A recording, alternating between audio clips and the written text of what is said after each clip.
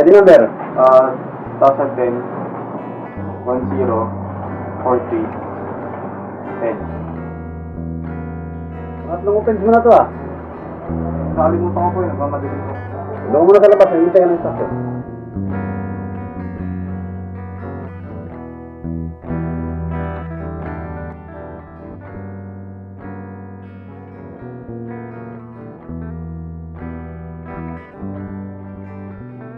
Pre, anong offense mo dito?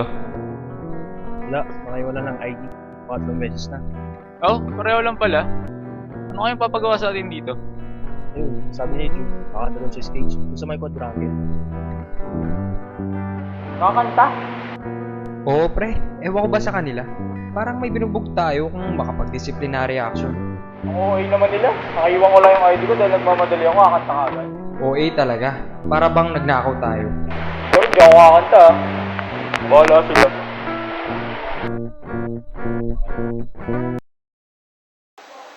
Tara na, kanta na tayo. Hindi, tayo lang pre. Sasabihin lang ako.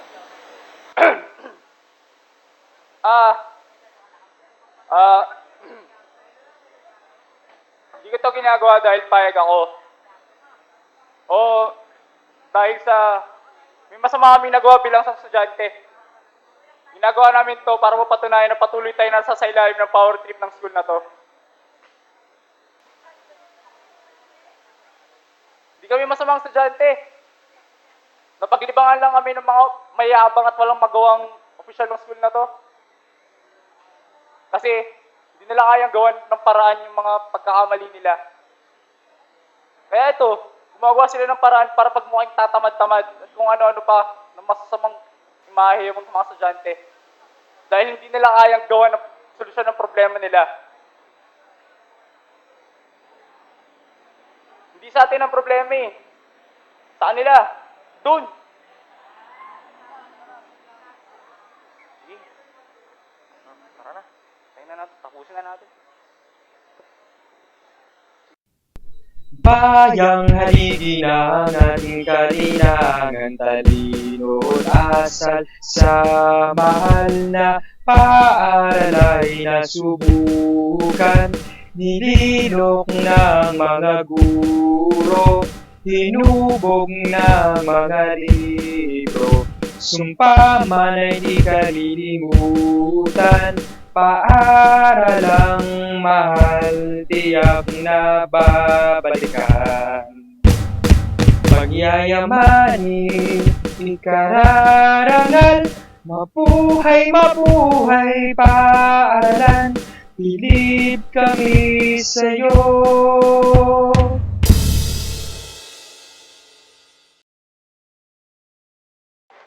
Tara. Bad trip to. Tara. Uy, Brad! Sagit na, Brad! Yung mga sinabi mo kanina, alam mo last week, halos maganyan din ako eh. Dalawang beses ko naiwan yung ID ko. Bad trip. Ewan ko ba? Tama ba na sa atin ibaling yung mga kalokohan nila? Alam mo ba? Pinakitaan pa nila ako ng libro. Librong something na nagpapakita ng mga rules nila. Ang labo, di ba? Okay, checkmate agad tayo dyan eh. Teka, gusto mo tumambay muna sa tambayan ko? Lapit lang, kasama tong dalawang din. Ano? Wala din ako kasi, tara! Tara.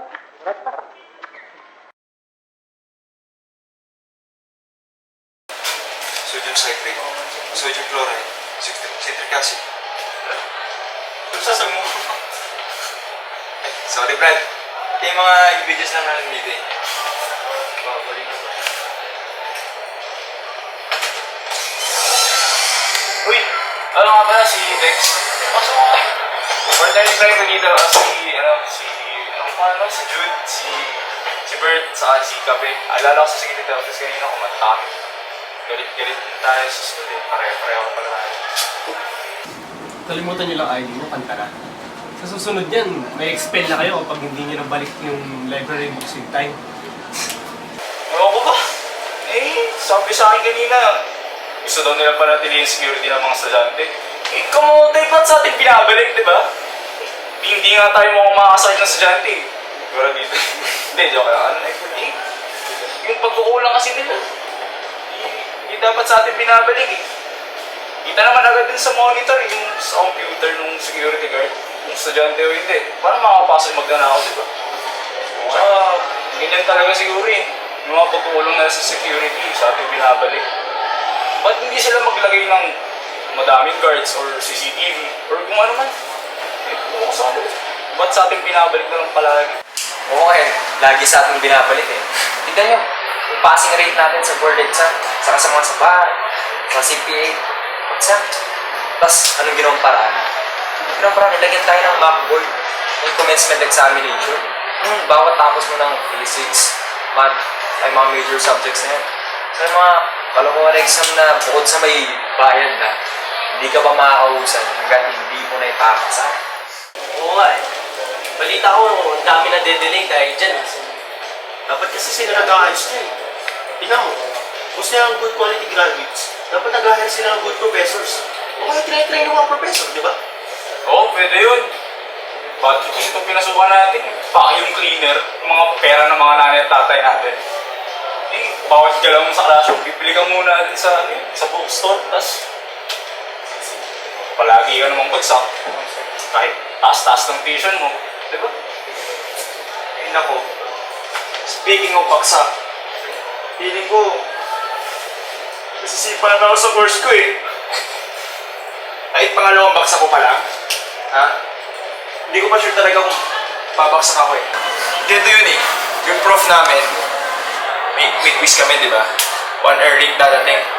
Kamote, wala pa akong pinapasa exam sa kanya dahil lagi siya late eh. Oh, pre! Sure fail ka na. 90% bro. Nanarig na nga lang ako na maning yung prof tapos bigyan na lang pumasa. Gawin natin na paraan yan. Ito kasing tropa ko si Paul may naisip eh. Kaso, onti lang alam nito sa computer. Pero sa tingin ko matutulungan nito eh. Computer science student, bigyan mo ako ng laptop. Kahit ano kaya kong gawin. Ba, ayos yan. Makakabawi na tayo. Posible pa tayo kumita ng pera. Ano, tara!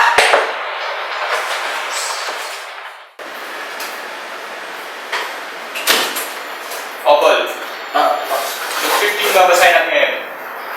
Mamaya na lang pag-uwi ko kung punta kasi ako. Pupunta ka mo ba? May gagawin na importante. Sige, Max.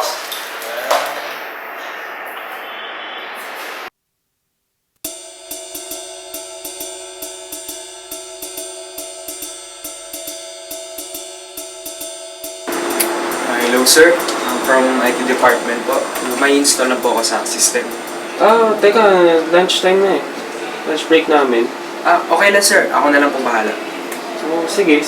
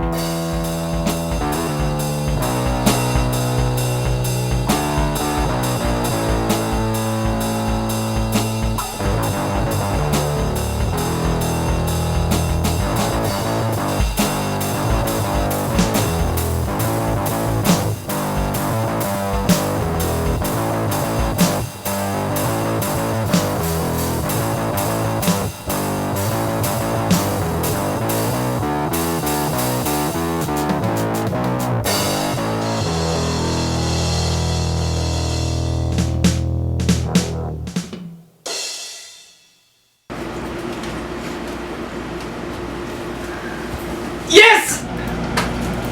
Ayos mga brad! Success yung plano!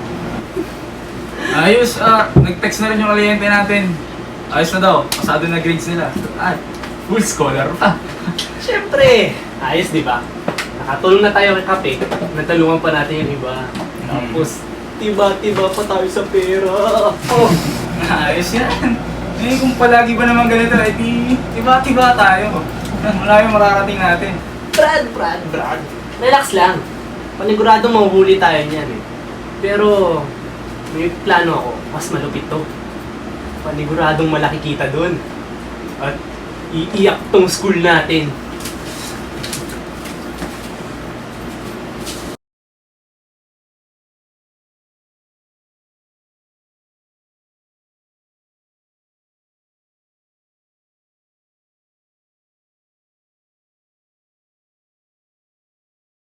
Naalala mo na ba yung nangyari nung linggo? Kaya mo nang ikwento sa akin.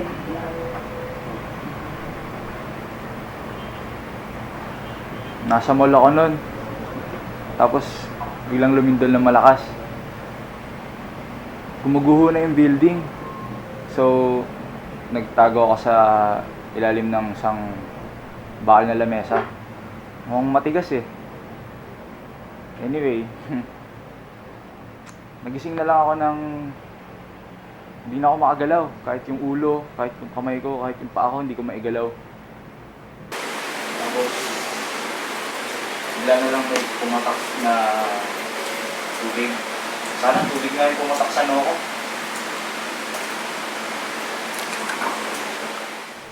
So yun nga, hindi ako makagalaw, hindi ako makakain, hindi ako makainom. At di rin ako makatulog. Peste kasi yung tubig eh. Walang pattern. Talaga ako makatulog. Sabi nila, 3 araw lang ako doon. Pero parang... Pierno! Para ilang taon dumating, naisip ko lahat. Nanay ko, tatay ko, gutom na gutom at uhaw na uhaw at pagod na pagod ako. Akala ko talaga doon ako mamatay. Bawat patak ng tubig, parang isang bala ng baril sa noo ko. Kaya sigaw na lang ako ng sigaw. Nagulat nga ako nung may kumasap sa akin. Yun na si Dex. Nag-usap na kami.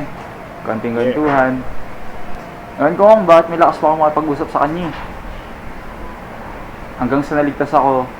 Pagka-recover, nakita kami sa school. Tapos doon talaga kami naging magtropa. Tambay lagi, usap lagi. Parehas na parehas kami ng trip eh. Pati yung mga reklamo namin sa school, parehas. Yun nga lang, medyo outspoken talaga siya. So, dun mo na siya naging best friend? Oo. Yeah. Kung ano-ano ng trip namin. Ay. Kung ano-ano.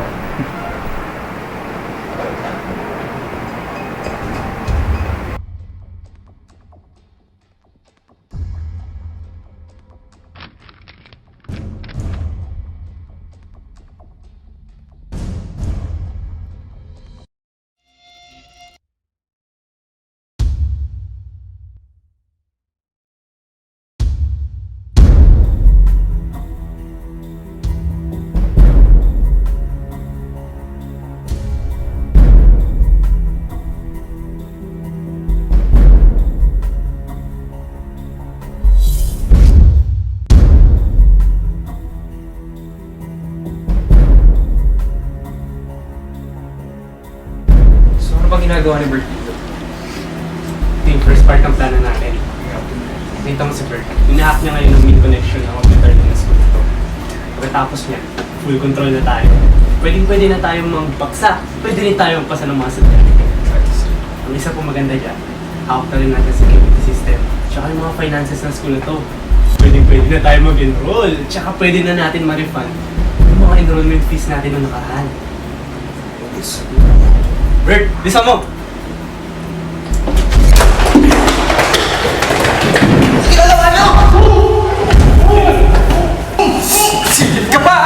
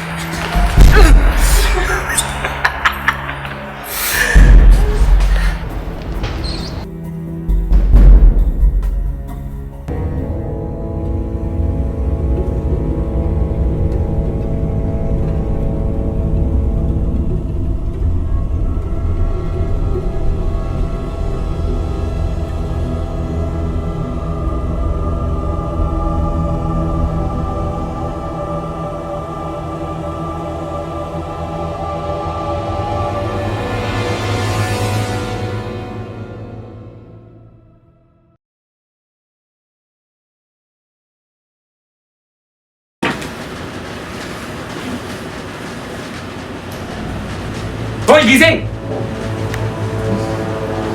Okay, pick up tayo ng mangyayari bukas. 8:55 p.m. Grenade call with ID na Metro Manila Police District dito sa school. Pagsagot ang phone, ako ang kakausap at kapagkap ng EPE ng Metro Manila Police District. Sabihin ko sa kanila na may nangyayaring hostage act sa school room 2110. At mag-request ako na maglagay ng lahat ng unit sa buong West Wing. Magtira lamang ng 2 guards na magbabantay sa buong exit. Wala mo nang lalabas. Papunta lang ang unit sa MMP in 5 minutes. 8:58. Nakikita ko na may green. Gano'n mo sa exit. Wala na rin unit sa power generator area. Boom! Kaya-kaya pang sirain yung main breaker. 8:59. Gamit tayo sa bumpy. Papasok kami sa treasure. Kasama ko si Paul doon. About 30 seconds. 8:59 and 30 seconds. Magpo-full energy shutdown sa buong school. Pagdidilim ang paligid. Dahil walang gagana dito. Dahil sira ang main breaker ng power generator. Magkakaroon tayo ng 5 minutes na clear blackout bago mag-kick in ang emergency switch ng generator. Gamit ang bombang ginawa ni Kape, mapasabog namin ang pintuan ng main vault ng school. Walang gaganang alarm dahil sa full power shutdown. 9:02. Alabas na kami ng main building sa gitna ng dilim. 9:03. Nasa building 2, second floor na kami ni Dex. 9:02 in 30 seconds. Sa main building, second floor na rin ako. 9:03. Magbabalik ang ilaw gamit ang power generator. Enable all fire alarms. Magpapanik at lalabas lahat ng kaunting taong natira sa school. Tatakbo sila pupunta sa gate dahil sa alarm. Ibibigay isang bag kay Kape. Sasabay kami sa mga nagpapanik na tao para hindi kami nakita. 9:06. Wala na kami sa school. At by 9:10, wala na kami sa area ng school. Lalabas ako ng headquarters at iti-trigger ang total self-destruct. Halima ang bombang ginawa ni Kapatid.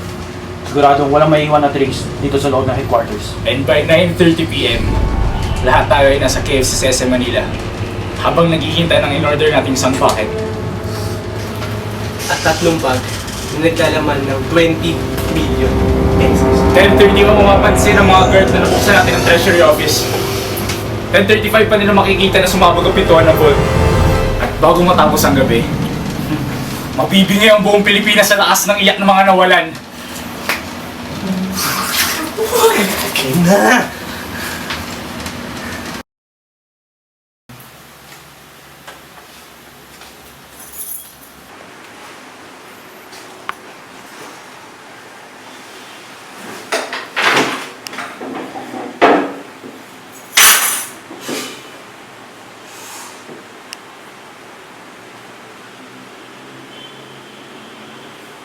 Wow. Sa tingin mo ba, the end justifies the means? The end sugarcoats the means. Panakibutas. Para band-aid sa hinugpang sugat. Tinatakpan nito yung sugat hanggang sa tulay na itong gumaling. Hanggang sa wala na yung infeksyon. Para hindi makita ng iba. Pero ikaw, alam mo sa sarili mong may sugat ka kasi ang sakit eh. Hanggang day, di ba? Pero after a few days, tuloy hindi namang gagaling yung sugat mo. Problema nga lang eh. Panigurado magkakapeklat yan. Lalo na kung naging malalim yung sugat. Magmamarka yan. Isang matang habang buhay, araw-araw, papaalala sa'yo. Minsan, kamali ka. Saktan ka, nasugatan ka. Diba? Whatever. Yeah. Tulog na ako. Ano ba yung problema mo?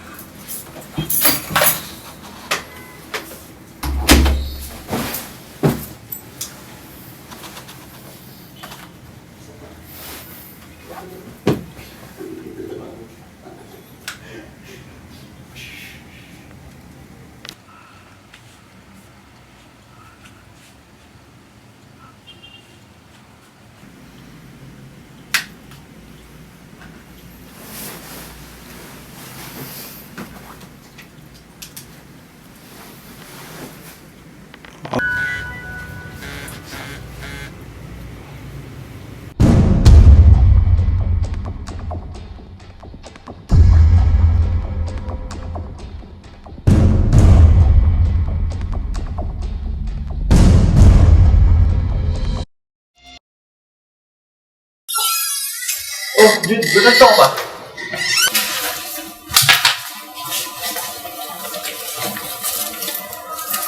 Nandito na siya. Oh, sino? Jude, sino to? Ano ginagawa nito dito? Agent Desnosoy. Secret Agent. Republika ng Pilipinas. Jude, sino to? Ano ibig sabihin nito? Sino ka ba? Ligtas niya lang sarili niya. Umalis na nga dito? Sumama ka na lang.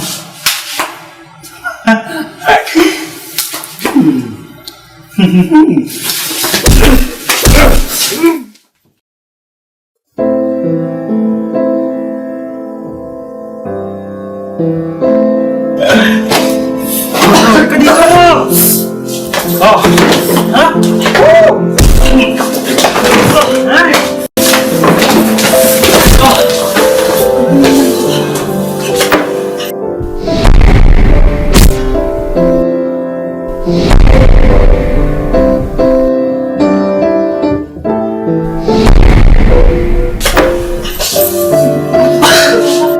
Now, ano akala mo? Diyos ka? Ha? Ha? Kaya mo sa sarili mo, ha?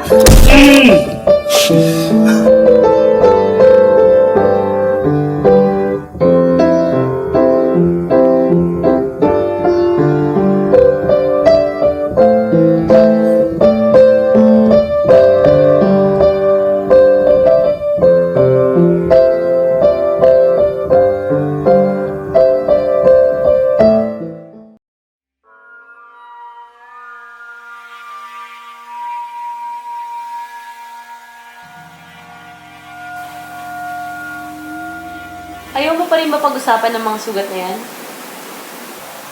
Paul, magdadalawang semester ka na sa akin.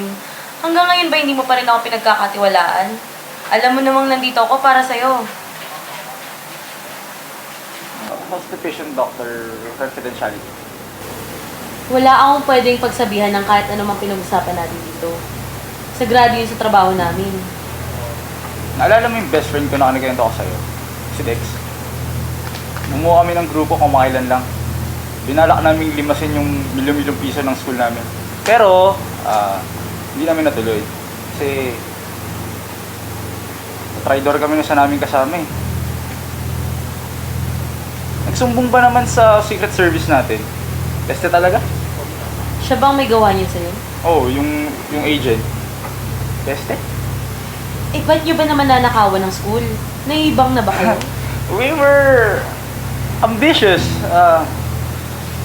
Binalak namin ilagay sa kamay namin ng paggiganti. Kasama na yung kagustuhan namin na baguhin yung sistema ng school na sa tingin namin ay tama. Si Dex kasi, siya talaga yung nagtulak sa amin dito. Pero nagkataon lang siguro na pare-pareho kami ng paniniwala. Peste. Doc, pwedeng umalis na muna ako. Kailangan ko siguro ng oras mag-isip. Sige, sige. Pero alam mong kailangan kong makausap si Dex, yung best friend mo. Pakitype naman yung number niya.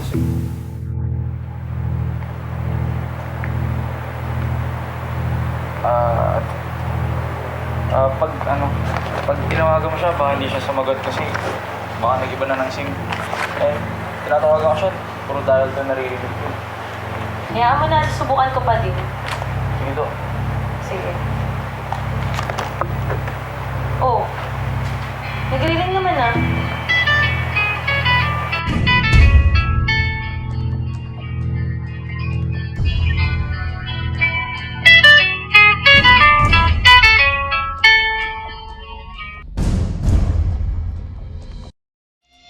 Hello? Hello? Dex?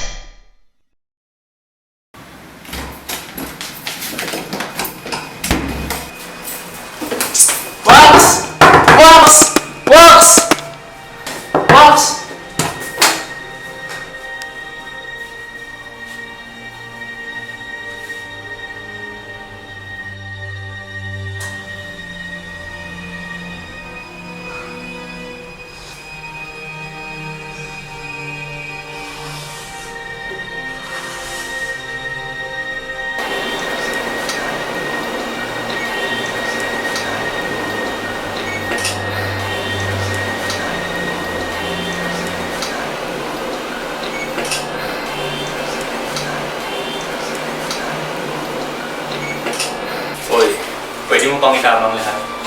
Pwede mo bang hindi na kami makita? Kapayapaan, Paul. Sa puso mo, sa isip mo, Paul. Wax. Paul! Alam mo gagawin mo, Paul? Maandar pa naman yung hacking ni Beth dun sa sa computer lab. Kaya pa natin paayakin yung mga pesting buhay na yan. Hindi tama na, Dex. Basta to, hindi pwedeng padalas-dalas tayo dito. Okay? Paul! Ano ba nang nagbago Kaya pa rin gawin yung mga bomba mo. Paul, hindi pa nawawala yung mga skill sa mga ganyan. Tama na! This time, let me handle this, okay? Hindi pwedeng padalas-dalas tayo dito. Makinig ka sa akin, Dex. Last na to. Maniwala ka sa akin. Maghihintay lang tayo ng konting panahon. Kagana tong plano na to, mas malupit to. Iiyak yung mga buhaya na yan. Hindi dahil mas malakas yung apoy nila, tapos nilabanan natin ang apoy natin. Natatalo natin kasi kasi tama yung binibigyan natin mensahe sa kanila eh. Hindi ka tulad ng mga yun.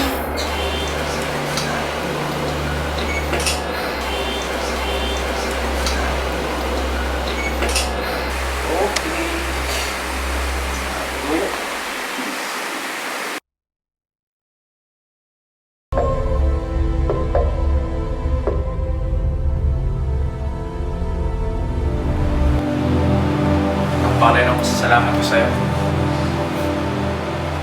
Pero bago yun, sana mapatawad mo na ako. That was the spur of the moment. Hindi ko naman talaga sinasadya yung ginawa ko eh.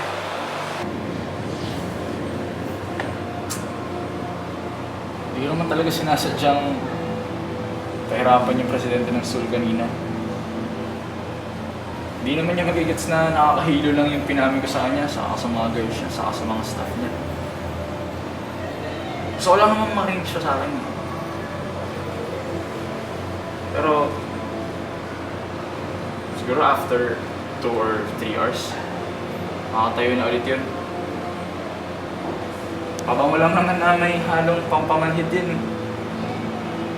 For sure, narinig niya lahat ng sermon ko sa kanya kanina. Mali naman kasi siya eh. Hindi niya alam na kung gusto niya ng quality or sila ng estudyante eh. Taas niya yung quality of education. I don't know. Maybe good filter for professors or training. Oh, tama, training. Training sa lahat. Sa mga guards, sa teachers, sa staff. Para lahat maayos. Para lahat magaling yung serbisyo. Kasi yung mga estudyante, wala namang magagawa yan eh. Hirap na hirap na kasi sila sa mga pahirap ng school na to, tapos dadagdagan pa nila. Ginawa ko lang naman sa kanya yung mga pagkakamali niya. At sana talaga makinig na siya sa akin.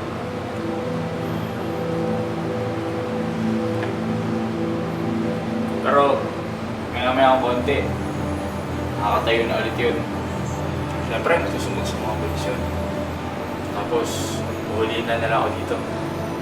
For, I don't know, assault siguro. Ewan, bahala na. Diretso naman ako ng psych ward eh. May DID daw ako, sabi ng psychologist ko si Dr. Gonzalez.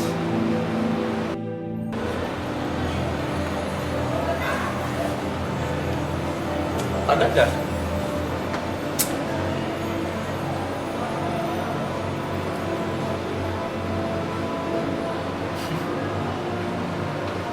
Parable of the Lost Sheep. Sana mapatawad mo na ako, Mang Ruben. Sana ikaw din. Mang Ruben. Lahat ng ginawa ko, ewan. Ako na. Hindi ko alam kung tama ako o mali. Basta sigurado ako, kaya pa na ako. I can go back to my shepherd.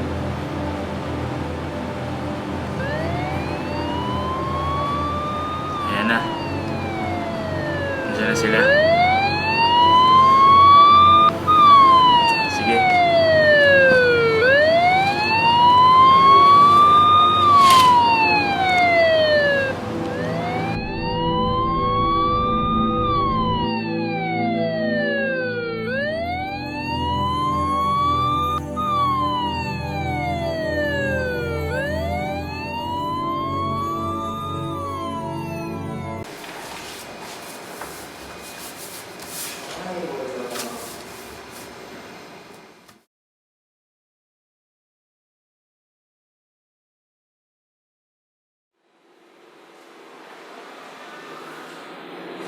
Okay ka lang ba dito?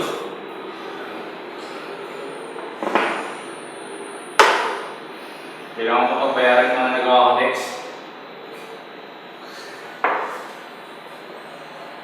Box, sa tingin mo ba mapapatawad pa ako? Sa dami ng nagawa ko. Sa layo ng inabot ko. Sa lahat? Paul, sa tingin mo, pinagsisiyan mo ng lahat ng mga kasalanan ang makahal sa loob mo, panigurado ng patawad ka na. Pabalik ka na din sa pag-school mo. Pag nakita ka niya, aakain ka niya ulit. Buhatin, patungo sa damuhan, kung saan naroon yung mga nakihirap ang mga tupa. Nagdiriwang siya dahil ang minsang nawala niyang tupa ay sa wakas nakita na rin. Kaya, Paul, kalimutan mo ng lahat. Total, minisip ka naman na, di ba? No turning back, diretso na. Nang gawin natin ang mga bagay na akala natin ay tama, sa ating sariling paningin, hindi sa batayan ng matuwid. Pilit lang natin tinatakpan ng mga sugat na hindi naman gumagaling. Lubos tayong pinagpala. Meron tayong babalikan kahit pagkaano kalayo ang narating natin sa ating pagkawala. Pag nahanap na niya ang mga nawala, ipapasan niya ito sa kanyang mga balikat na nagkagalakan. Pagkatapos ay tatawagin niya ang mga kapitbahay, yayayain niya makagalak sa kanya. Makigalak kapagkat tagpuan ng mga nawawalang tupa. Sa tingin ko, kailangan nating malaman yung tunay na tama, yung katotohanan. At ibase, lahat ng bagay sa katotohanan, lahat. Kahit sa pag-aaral, sa simpleng pagpasok na lang sa school. Who knows? Malay mo, nagising ka na lang bigla. Panaginip lang pala lahat. Ang kausap mo, yung lagi mong ka-text, yung katabi mo. Malay mo, imagination mo lang pala.